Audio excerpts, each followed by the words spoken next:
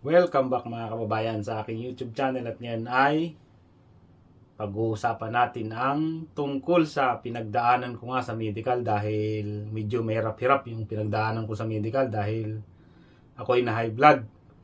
Ito na nga pumasa na ako sa exam tapos nagpa-medical na nga kami, sabay-sabay kami nung sa school, yung mga kasama kong pumasa sa Korean Language School, isang bus lang kami. Isang clinic lang talaga yung pinagpa-medical namin. At hindi ko nababanggitin yung pangalan ng clinic.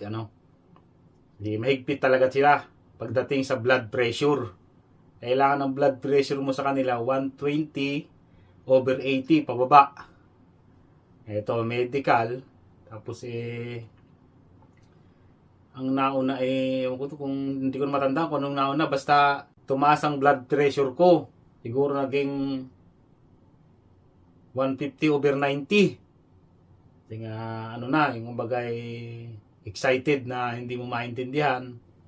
Pero nasa lahi talaga namin ng nataas ang blood pressure. May lahi talaga kami ng high blood. Tapos inulit-ulit ako ng blood pressure nung doktor. Hindi ka pwedeng umuwi hanggat hindi bumababa yung blood pressure mo, sabi sa akin. Ang dami namin doon, siguro mga 5 kami. Pa-blood pressure kami ng blood pressure, pagkakalipas ng 5 minuto, blood pressure ulit. Ang problema,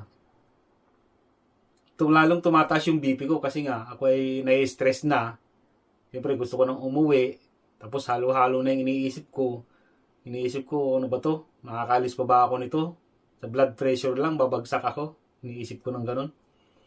Tapos hanggang sa naka-4 na ulit kami ng blood pressure, ang dami namin doon. Wala talaga. Yung iba, ang sabi nila, pag nakakakita daw sila ng mag-BP o blood pressure monitoring, na kinakabahan na sila. Tapos pag nakakita sila ng nurse, kinakabahan na, kaya tumataas ang blood pressure. Pero ako ganun din talaga. Pag ako'y nasa ospital, yan na, pag binipi na ako, tumataas na talaga BP ko. Tapos ito na nga, ayaw talagang bumaba eh. Kahit painumin kami ng gamot, wala talaga kahit anong pahinga. Ay di yun na nga, sabi ng doktor, balik na lang kayo sir bukas. Tapos resetahan ko kayo ng gamot. Sabi sa amin, resetahan kami ng gamot. Pagdating ng kinabukasan, wala pa rin. Tapos ganun pa rin ang blood pressure. Tapos palipasin yung 1 linggo, ganun pa rin, mataas pa rin. Ang sabi ng doktor sa amin, i-refer ko na kayo sa magpaano na kayo. Tawag dito, ang sabi sa amin yung 2D echo. Yun, 2D echo na daw kami. Tapos pinapunta kami dun sa ibang medical clinic na expert yata sa puso. Yung 2D echo na tinatawag. Ngayon, natapos naman yung 2D echo, normal naman. Sabi ng doktor, wala namang problema sir pasado naman sa 2D echo kami. Tapos yun, di bumalik kami dun sa sa medical clinic na pinagpa-medical namin. Sabi namin, pinasa na namin sa doktor yung result. Sabi sa akin sabi sa akin ng doktor, kayo ba ay may lahing high blood? Sabi ko, oo sir, nanay ko sa katatay ko high blood. Siguro sir, namana mo na to. Sa isip-isip ko lang. Pinatagal-tagal mo pa ako, ganito lang pala yung sasabihin mo sa akin. Dapat nung una pa lang, pinatuday ko muna ako para di ako nagpabalik-balik dito. Pero sa bagay, rules nila siguro yun kaya ganun eh. Sabi ko, okay na rin. Tapos sabi sa ng doktor, pag nagka-employer ka na, kasi unang medical, pumasa ka sa exam, tapos pag nagka-employer ka, magpapamedical ka ulit pag malapit ka nang umalis. Ganun sa amin nun. Iwan ko lang ngayon ha. Sabi niya, sabi sa akin, sir, pag nagka-employer ka na, bumalik ka dito. At binigyan na kasi niya ako ng maintenance na gamot. Kasi nga para sa high blood na talaga. Binigyan niya ako ng maintenance na gamot. Tapos sabi niya, sir, itong bibigay ko sa iyo na reseta, ito yung mga gamot na inumin mo habang nandun ka sa Korea sa loob ng 3 years. Kasi 3 years ang unang kontrata namin nun. Yun. bumalik ka dito sir pag yung nagka-employer ka na at pakita mo sa akin yung mga nabili mong gamot na gagamitin mo sa Korea sa loob ng 3 taon. Tapos yung matagal naman bago ako nagka-employer. 1 year and 3 months bago ako nagka-employer. Simula nung pumasa ako sa exam. Hindi na rin naman ako bumalik doon. Okay na lang din naman. Tapos ang ginawa ko, nung pangalawang medical ko, nung palis na ako, ang hinanap ko yung mga clinic na hindi masyadong mahigpit pagdating sa blood pressure. May mga clinic na ganyan. Okay, diretso na nga tayo sa flight, At lagpasan na natin yung mga requirements. Kung kunyari kompleto na at palipad na kayo o kaya ay nakasakay na kayo sa aeroplano. At halong excited talaga yan, yung mga ganyan. Excited na kinakabahan ka. Tapos medyo halong na rin, may halong homesick na rin kasi iniisip mo matagal bago mo makita ulit ang pamilya mo. Pero okay lang yan, sulit naman yan. Tapos yan, sa aeroplano na kayo. Kalimitang flight dyan, 1:00 ng madaling araw. Yung unang alis ko, saka yung pangalawang balik ko dito, 1:00 ng madaling araw talaga ang flight. 12:00 o 1:00, parang 1:00 yata. Ganyan lang mga oras na yan. Tapos habang nasa aeroplano kayo, ay may pagkain namang libre na binibigay dyan, makakakain naman kayo. Ako talaga noon, hindi ako makatulog kung ano halo-halo na kasi iniisip ko Tapos yun na nga. Pagbaba nyo ng eroplano sa Incheon Airport ay may susunduin na agad kayo ng mga bus. Maghihintay lang siguro kayo ng mga 10 minutes o mga ganyan. Tapos susunduin na kayo ng bus. Sama-sama ulit kayo. Diretso ng training center. Ako nun ay sa Ansong Training Center ako dinala. Kami nun ay 66 lahat na regular worker. Ang ibig sabihin kasi ng regular worker ay first time mo pa lang. Tapos first time mo pa lang, first entry mo dito sa Korea as EPS factory worker. Tapos yung tinatawag naman na sincere worker ay yung pangalawang balik na. Katulad ko, pangalawang balik na. Sincere worker. Yun, sunduin na kayo ng bus, kasi nakasakay na kayo, diretso na kayo ng training center. Pagdating ninyo ng training center, ang unang-unang sasalubong sa inyo ay medical agad. Ang unang-unang gagawin sa inyo ay kukuhanan kayo ng blood pressure, kuhanan ng dugo, height, weight, tapos panghuli ay ang x-ray. Sa x-ray, ito lang ipapatanggal sa inyo, itong blue jacket. Yan. Tapos yung panloob ninyo na white t-shirt na may collar, ay hindi na ipapatanggal yon. Pag i-x-ray kayo, hindi na ipapatanggal yon. Pagkatapos ng x-ray, tapos na. Tapos hindi kain na kayo, kain. Diyan ko natikman una, ang kimchi. Saka, first time ko palang makasakay ng eroplano nung time na yun, nung unang alis ko. Di kain na kayo. Tapos diretso na yun, seminar na yun.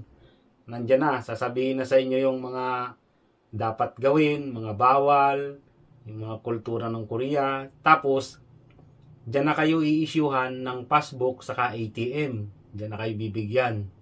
Tapos, pwede rin kayo magtanong dyan kung ano ba yung mga dapat ninyong gawin. Tapos tungkol doon sa tanong ng isa nating kababayan na pag na-injury daw, ano daw ang gastos o paano bang gagawin pag na-injury sa company. Basta yun, lahat ng pwede nyong itanong doon. Lahat ng pwede nyong malaman. Kasi may Pinay naman doon na nagsasalita para sa mga EPS worker na Pilipino. Lahat doon nyo na malalaman sa training center. Maghapon yan. Pagkatapos ng seminar, gabi, kakain muna kayo. Tapos dyan na kayo magkakaalaman. Minsan dyan, kami nun ay sa isang kwarto, ay 5 Pinoy magkakasama sa tulugan. Meron namang kanya-kanya kayong pom na kasya lang isang tao, kanyang unan, kanyang kumot. Nandun na rin sa CR, nandun na rin sa loob ng kwarto, ang CR, ang paliguan. Tapos, dyan na kayong magkakaalaman kung sino yung may kasama kang mabaho ang paa, yung malakas maghilik. Yun na yan. Yun na yung umpisa na yan. Tapos, kunyari, pangatlong araw nyo na, ayan na. Pangatlong araw, siguro, yung pangatlong araw na yan, dyan na kayo susunduin ng amo nyo. Ayan na yan. Umaga, siguro mga, kami yun, natatandaan ko parang alas 9 o alas 10. Parang ganun. Mga alas 10 yata, sinundo kami ng kanya-kanyang boss namin. Yun, hanggang sa nakarating ako, ay tanghalian na. Dito, alas 12 na yata. Dito sa company na to na pinapasukan ko. Alas 12 na ng tanghali ako nakarating dito. Kasama ko yung, hindi yung mismong amo ko ang sumundo sa akin. Ang sumundo sa akin, yung Koreano na trabahador din ng amo ko. Pero yung iba talaga, yung boss talaga nilang sumusundo. At yun na nga. At sana'y nakatulong o nagkaroon kayo ng idea tungkol doon sa dito sa mga pinagdaanan ko nga na to. Sa medical, hanggang sa medical dito sa Korea. Pahabol ko nga pala mga kabayan, munti ko na makalimutan. Merong mga may bumabagsak din sa medical kahit nandito na sa South Korea. Yung sa training center, may bumabagsak dyan, may nabalitaan ako dyan.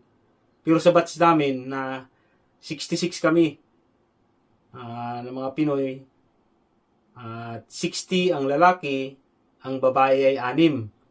Walang bumagsak sa amin sa medical. Pero yung nauna sa amin, o kaya yung nauna kami ng 1 linggo sa training center, nabalitaan ko may bumagsak sa medical. Yung isa daw ay nag-positive sa droga. At yung isa naman yung nag-positive daw sa, hindi ko malaman kung HEPA o TB. Pareho ba yun? Basta yung nakakahawang sakit nag-positive daw Hindi ko alam kung paano nakalusot sa medical yung mga ganun Basta may bumabagsak din sa medical dito sa South Korea. At yun ay pinapauwi na agad. Hindi na pinagtatagal dito sa Korea. Hindi na siya papupuntahin sa amo niya. Pag alam na nag-positive agad, diretso uwi agad yun sa Pilipinas. Hindi ko lang alam kung anong proseso nun. Kung libre na ba yung bayad sa eroplano o ano. Isa pa yung isang tanong ulit ng ating kababayan na paano daw pag na-injury o dun sa mga babayaran, mga ganyan, o na-injury sa company. Wala akong masyadong alam tungkol dyan, pero may nabalitaan ako na naputulan ng kamay dahil sa trabaho, na aksidente sa trabaho. Parang press machine yata. Ang alam ko doon, ang pagkakasabi doon nung kakilala ko, parang nabayaran yata, malaki yata ang natanggap nun. At nasa Pilipinas na ngayon, ang binayad daw 60 million won. Kasi nga, mahal ang bayad pag mga daliri yung naputol. Hindi ko basta kwento lang sa akin yan. Tapos tungkol naman dyan sa mga aksidente sa company, may hinuhulugan kami dito na health insurance. Na pag nagkasakit ka at nadala ka sa ospital, ay hindi naman gano'ng kalaki yung babayaran mo. Malaki yung mababawas dahil may health insurance. Yan. Sinasabi din yan sa training center. Lahat pwede nyong itanong sa training center. At may Pinay doon na pwede kayong pagtanungan. May Pinay na nagse-seminar doon. May kasamang Koreano. Yan. At maraming salamat sa panonood mga kabayan. At sana'y may natutunan kayo sa video ko na to. See you in my next video.